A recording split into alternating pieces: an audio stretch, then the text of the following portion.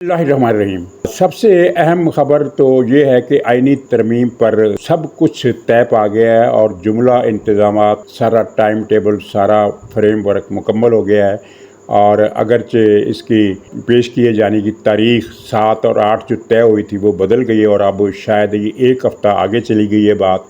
लेकिन अब यानी जो बीच में जितने मसाइल थे वो सारे हल हुए। ये सब कुछ कैसे हुआ और जो कुछ तय हुआ है वो क्या तय हुआ है, किन बातों को फ़िलहाल ड्रॉप कर दिया गया है और कौन सी चीज़ें जो हैं वो तरमीम में लाई जाएंगी, इस पर हम बात करेंगे। और ये भी कि फिर मौलाना के बारे में जो कहा जाता है कि बिलाखिर मान गए, तो उसकी भी थोड़ी सी मुख्तसर कहानी किसी के जज्बात को ठेस पहुँचाए बगैर।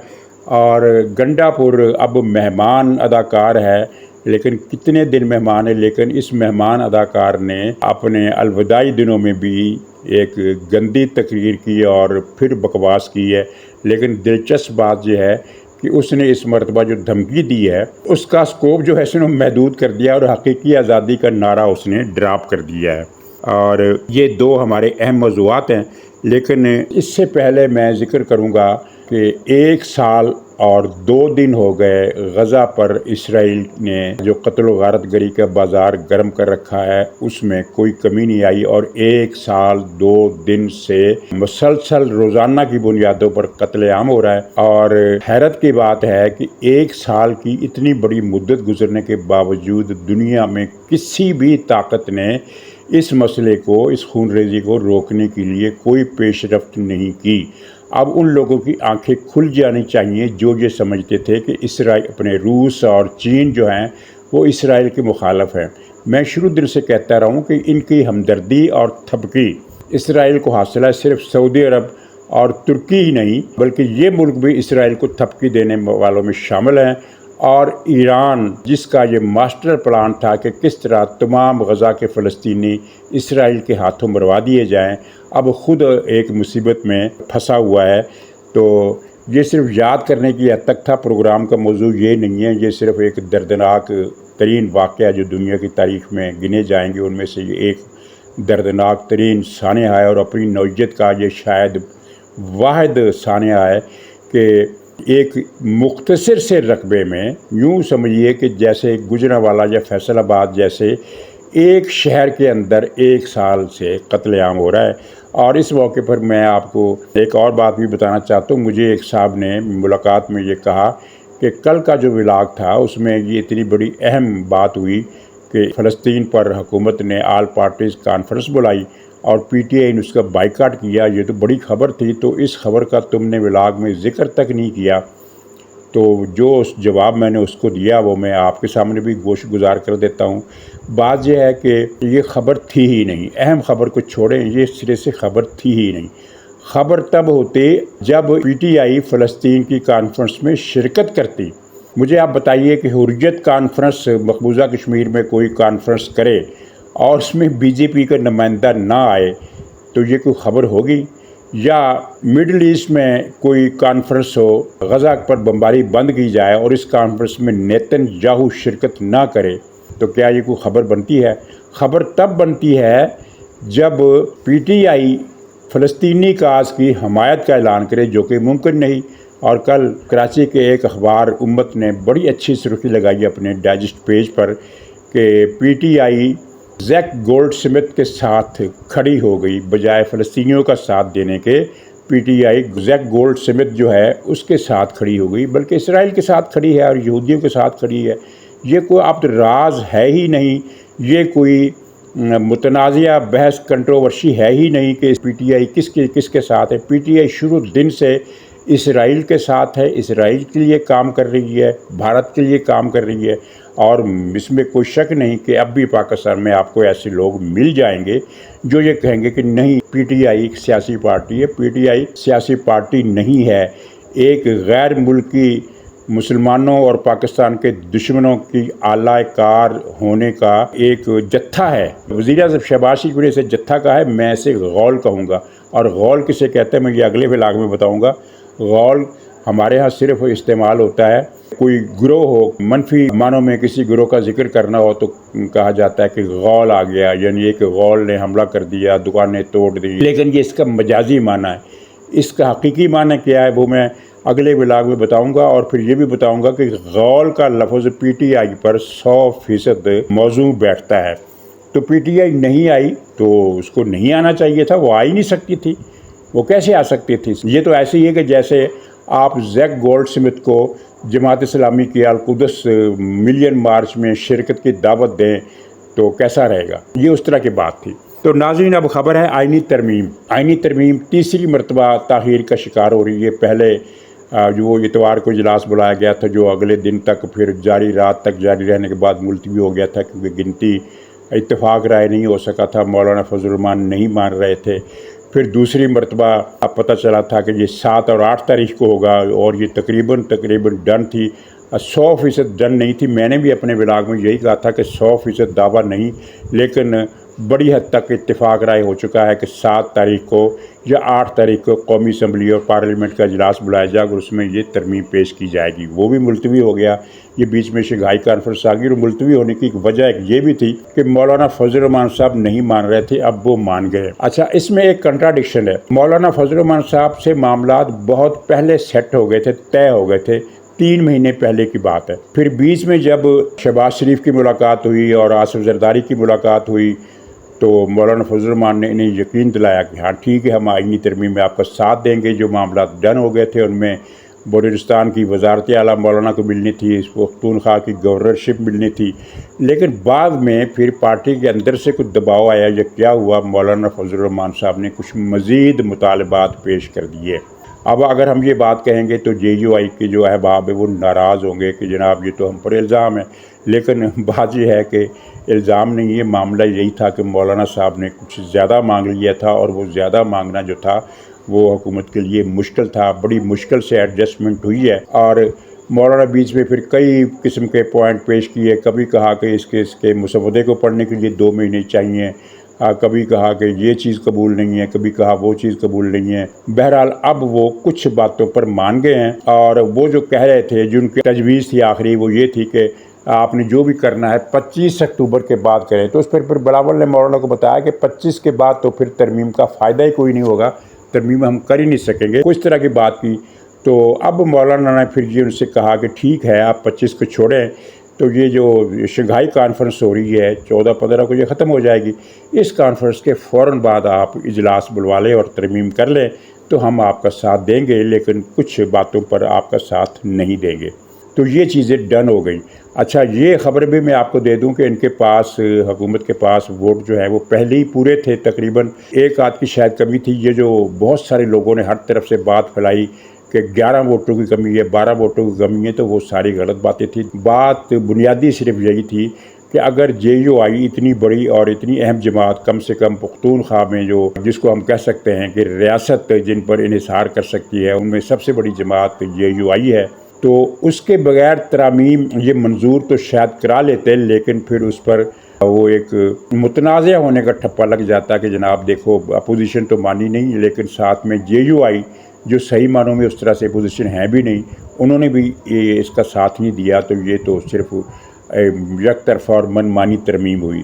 تو بنیادی رولا جو تھا وہ یہی تھا کہ جے یو آئی کو ہر صورت میں منانا ہے۔ تو اب جیسا کہ میں نے اپنے پہلے ولاگ میں کہا تھا کہ پہلے مرحلے میں صرف ایک پوائنٹ پر قانون سازی ہوگی، آئین سازی ہوگی، اور وہ یہ ہے آئینی عدالت۔ اور بلاول بھٹو کی تقریر بھی آپ نے پڑھی ہوگی، ان سے بھی اشارہ ملا تھا کہ یہ واحد نقطہ ہے جس پر اتفاق رائے ہے، آئینی عدالت قائم کی جائے گی۔ اچھا، جو نقطے ڈراپ کیے گئے وہ میں عرض کرتا ہوں، لیکن بنیادی بات یہ ہے کہ جب آئینی عدالت الگ سے بنانے کی آئینی ترمیم پاس ہو جائے گی تو عمران خان اور پی ٹی آئی کا وہ سارا دھڑام سے گر کر چکنا چور ہو جائے گا۔ چکنا چور تو پہلے ہی ہو چکا ہے، اب رسمی طور پر بھی چکنا چور ہو جائے گا۔ جو انہوں نے مفروضاتی طور پر بنا رکھا تھا کہ 25 اکتوبر کو جسٹس منصور چیف جسٹس کا حلف اٹھا لیں گے، اور پھر اس کے بعد پتہ نہیں کون سے فلانے حلقے کھل جائیں گے، اور فلانا یہ چیز بھی کل عدم ہو جائے گی، فلانا مسئلہ بھی کل عدم ہو جائے گا، اور پی ٹی آئی کی حکومت آ جائے گی۔ اور اسی لیے عمران خان نے بڑے اعتماد سے ایک مقدمے کی سماعت کے دوران جب اخبار رئیسوں سے اس کا ٹاکرا ہوا تو عمران خان نے بڑے اعتماد سے کہا تھا کہ اکتوبر نومبر میں تو یہ حکومت ختم ہو جائے گی، اور اس کی بنیاد یہی تھی۔ تو یہ سب سے بڑی جو اہم ترین ترمیم ہے وہ یہی ہے کہ آئینی کورٹ کا، کیونکہ 70% मसाइल तो इस आइनी कोर्ट के क़याम से ही हल हो जाएंगे। तो पहले मरहले पर ये मंजूर की जा रही है।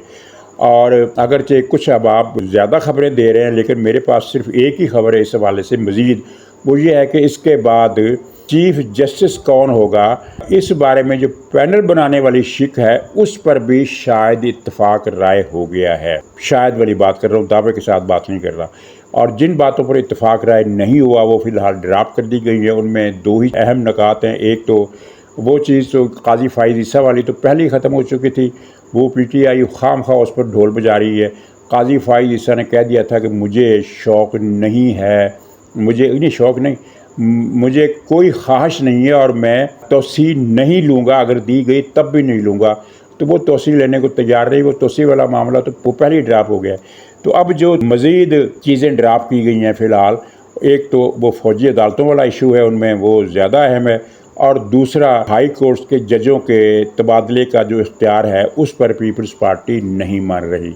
अब जो पीपल्स पार्टी नहीं मान रही तो इसका मतलब ये है कि 36, 37 या 40 वोट, मुझे अब सही गिनती याद नहीं है, मखसूस नशिस्तों समेत PTI के गालबन 40 से भी ज़्यादा वोट बन जाते हैं। तो 40 42 जितने भी वोट हैं, गलत फिगर नहीं देना चाहता, लेकिन 40 से बहरहाल ज़्यादा है। तो वो इतने वोट अगर अलग हो जाते हैं तो तरमीम पास होने का सवाल ही पैदा नहीं होता। इसलिए ये दो चीज़ें जो हैं ये तो ड्राप कर दी गई हैं। लेकिन जैसा कि मैंने कहा कि 70% मसला जो है वो आइनी कोर्ट के क़याम से हल हो जाएगा। और ये मौलाना फजल रहमान के साथ जो फ़लस्तीन पर APC हुई है, उसमें जो मुलाकातें हुई हैं सदर की, नवाज़ शरीफ की, शहबाज शरीफ की, बिलावल की, मौलाना फजल रहमान की और दूसरी लीडरों की, इन मुलाकातों में कुछ चीज़ें तय हो गई हैं। और उसके बाद वो जो चीज़ें तय नहीं हो रही थी वो होने के बाद अब यानी पूरा टाइम टेबल सेट कर लिया गया है। और अंसार अब्बासी साहब की ख़बर ने बड़ी हलचल मचाई कि तरमीम के लिए इनके पास वोट अब भी कम है, तो तरमीम का मसला खटाई में पड़ गया है। तो वो ख़ुद उन्होंने अगले प्रोग्राम में वजाहत कर दी कि ऐसा नहीं है, बल्कि मुझे बताया गया है कि तरमीम के लिए इनके पास 2/3 अक्सरियत से भी कुछ वोट ज़्यादा है। वो कितने वोट ज़्यादा हैं? कहा यह जा रहा है कि 5-6 वोट ज़्यादा है, 2/3 अक्सरियत से भी 5-6 वोट ज़्यादा। और सेनेट का मसला जो है उसमें भी 1-2 वोट ज़्यादा ही मिलेंगे इनको, पूरे नहीं, पूरे से ज़्यादा मिलेंगे, 1 या 2। लेकिन कौमी असम्बली में 5-6 वोट इनको ज़्यादा मिलेंगे या शायद इससे भी ज़्यादा मिले। तो ये एक बहुत बड़ी चीज़ डन हो गई है। और वो अब इस पर PTI में सफ़े मातम बिछी हुई है, और बल्कि दूसरी सफ़े मातम बिछी गई है। पहली सफ़े मातम गंडापुर की है। तो गंडापुर अब ज़्यादा दिन नहीं रहेगा, इससे वो भी नाराज़ हैं, ये भी नाराज़ है। इसकी तफसील मैंने कल बता दी थी। तो अब सूरत हाल ये है कि PTI के अंदर से इसके ख़िलाफ़ तहरीक अदम एतमाद की तैयारी हो चुकी है। वो तहरीक पास होती है या नहीं, इस पर हम कोई बात नहीं कर सकते, लेकिन वो तैयारी है। और मसला ये है कि PTI की इस वक्त इमरान खान के साथ कोई अभी तक राब्ते का वसीला नहीं है, कोई सबील नहीं है। तो अगर इमरान खान से राब्ता हो जाता तो फिर वो हो सकता था मुदाखलत करके तहरीक अदम एतमाद लाने वालों को कोई हदायत जारी करता कि हाँ तहरीक अदम एतमाद पेश करो, या ये रुक जाओ, कोई भी हदायत देता। क्योंकि इमरान खान, मेरा ख्याल है कि अगर उससे राब्ता हो गया तो वो आपको मखबसे में नज़र आएगा। वो गंडापुर पर बड़ा सख्त नाराज़ है। पार्टी इसको गद्दार मानती है कि इसने सब कुछ तबाह कर दिया। और इमरान खान का मसला ये है कि वो इसको गद्दार मानता है, इसको अब वो 1 मिनट के लिए भी बर्दाश्त नहीं कर सकता। लेकिन उसके सामने फिर मसला ये भी है कि गंडापुर गया तो फिर वहाँ बनेगा क्या। और मेरी इतलात ये है कि तहरीक अदम एतमाद हो या इस्तीफ़ा हो या कोई और शक्ल बने, गंडापुर बहरहाल मेहमान है। अब ये ज़्यादा दिन नहीं रहता नज़र आता। और उसकी वजूहात सिर्फ मामला इस्लामाबाद वाला नहीं है, बल्कि और भी मामलात हैं, जिनमें एक मामला ये भी है कि PTI, TTP और PTM, इन तीनों के दरमियान ग्रेटर पश्तूनिस्तान के हवाले से कुछ साजबाज के शवाहिद हुकूमत को मिले हैं। तो ये अब रहेगा नहीं। लेकिन इसने कल जो फिर तकरीर की, वो पता नहीं किसको मुतमईन करने के लिए की, उसने वो बदतमीज़ाना गुंडागर्दाना गुफ्तगू उसने की और अपने कल्चर का मुजाहरा किया कि अब की बार मैं जाऊँगा तो मैं शहबाज शरीफ के बेडरूम में घुस जाऊँगा। अब इस तरह की बात, इस पर क्या तबसरा किया जाए। लेकिन जो मज़े की बात है वो ये है कि इसने कहा कि अगर IG को, इस्लामाबाद के IG को ना हटाया गया तो मैं फिर धावा बोलूँगा। यानी अब धावा हकीकी आज़ादी से सुकड़ कर सिमट कर IG तक आ गया है।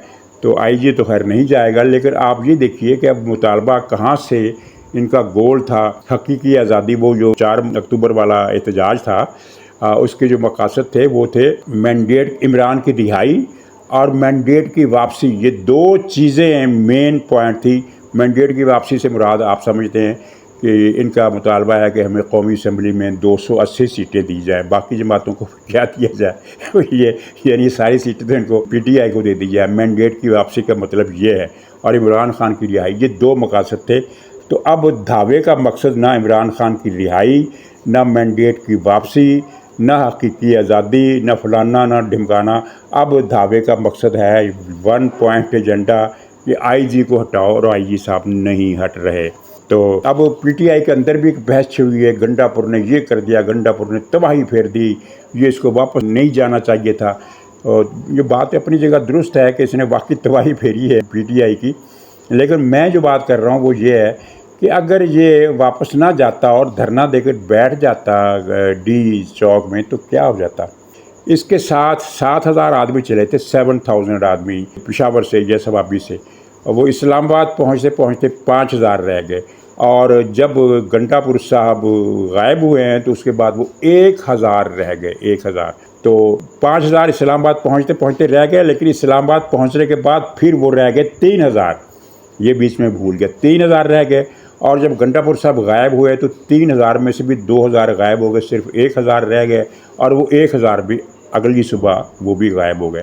اس کو چھوڑیے، 3,000 آدمی اس کے پاس تھے جب یہ غائب نہیں ہوا تھا۔ 3,000 افراد میں سے گنڈا پور جب دھرنے پر بیٹھتا تو 3,000 میں سے اول تو کسی نے بیٹھنے ہی نہیں دینا تھا، لیکن اگر بیٹھ جاتا تو 3,000 میں سے کتنے لوگ دھرنے پر بیٹھتے؟ چند گھنٹوں کے لیے شاید بیٹھتے 3,000، اس کے بعد اگلے دن آپ کو وہاں 300-400 سے زیادہ گنتی نظر نہیں آنی تھی۔ اور اتنے مظاہرین کے پاس اگر پی ٹی آئی کا خیال تھا کہ پھر حکومت دھرنا کرنے والوں سے مذاکرات کرنے پر مجبور ہو جاتی، تو بھائی وہ دوسرے تھے جن کے ساتھ مذاکرات ہوتے ہیں۔ لبیک والوں سے بھی مذاکرات ہوئے، پچھلی مرتبہ پی ٹی آئی والوں سے بھی، طاہر القادری سے بھی مذاکرات ہوئے، لیکن اس مرتبہ جو دھرنا دیا جانا تھا اس کے ساتھ مذاکرات نہیں، اس کے ساتھ چھترات کی زبان میں گفتگو ہونی تھی، اور وہ چھترات کا مقابلہ یہ لوگ نہیں کر سکتے۔ یہ کیا بات ہوئی کہ ایک ٹولی گھسی اور اس نے پتھراؤ کیا اور پولیس نے جوابی شیلنگ کی تو پھر چھپ گئے، اور چند گھنٹوں کے بعد میدان دیکھا تو صاف رڑا میدان، پی ٹی آئی غائب، صرف پولیس کھڑی ہے۔ تو یہ لوگ چھترول کا مقابلہ نہیں کر سکتے اگر چھترول ہو۔ اور جب یہ طے حکومت نے کیا تھا کہ ہم نے چھترول نہیں کرنی، اس لیے کہ اس میں کسی کی جان چلی گئی تو شنگھائی کانفرنس کا جو ایشو ہے وہ سارے کا سارا پس منظر میں چلا جائے گا اور مسئلہ خراب ہو جائے گا۔ تو چھترول نہیں ہوئی، صرف یہ ہے کہ ان ٹولیوں کو دور رکھنے کے لیے شیلنگ کی جاتی رہی، ورنہ چھترول ہوتی تو ان کے لوگ بھی زخمی ہوتے۔ پی ٹی آئی کے تو ایک بھی آدمی زخمی نہیں ہوا، پولیس کے 85 آدمی زخمی ہو گئے، اسی وجہ سے زخمی ہوئے کہ پولیس کو آرڈر تھا کہ ان کی چھترول نہیں کرنی، صرف ان کو شیلنگ کے ذریعے بھگانا ہے، دور رکھنا ہے۔ کوئی لاٹھی چارج نہیں ہوا، کوئی پلاسٹک کی گولی نہیں چلی، وہ بکواس کر رہے ہیں، جھوٹ بول رہے ہیں۔ پلاسٹک کی گولیاں چلی، کسی کی ٹانگ میں لگی ہوتی، کسی کے خدا نہ خواستہ پیٹ میں لگی ہوتی، کندھے پر لگی ہوتی، دکھائے نا کوئی زخمی، ایک بھی زخمی پی ٹی آئی نہیں دکھا سکی۔ تو ناظرین، عمران خان نے جو 4 اکتوبر والی کال تھی یہ کہہ کر دی تھی کہ یہ آخری کال ہے، آخری موقع ہے، اگر اس دن بھی کچھ نہ ہوا پھر نسل غلام ہو جائے گی۔ لیکن 4 کے بعد پھر ایک اور کال آئی کہ پیر کو شٹر ڈاؤن ہڑتال، اور منگل اور بدھ کو پاکستان کے ہر شہر میں لوگ سڑکوں پر نکل آئے، نہ کوئی شٹر ڈاؤن ہوا، نہ کسی شہر میں کوئی بندہ نکلا، نہ پرندہ نکلا۔ اب انہوں نے تھک ہار کے ایک تیسرے مرحلے کا آغاز کیا ہے، مختلف شہروں میں جلسے ہوں گے، کر لو بھائی۔ اب پارٹی کا بستر، بوریا بستر گول ہونے کی یہ شروعات ہو چکی ہے، تو یہ اب گول ہوگا۔ اب اس عمل کی واپسی اب نہیں ہو سکتی، اب رول بیک ہوگا، اور ان رول اب کچھ نہیں ہوگا۔ ناظرین اجازت دیجیے، انشاءاللہ اگلے ولاگ میں پھر ملاقات ہوگی، تب تک کے لیے خدا حافظ۔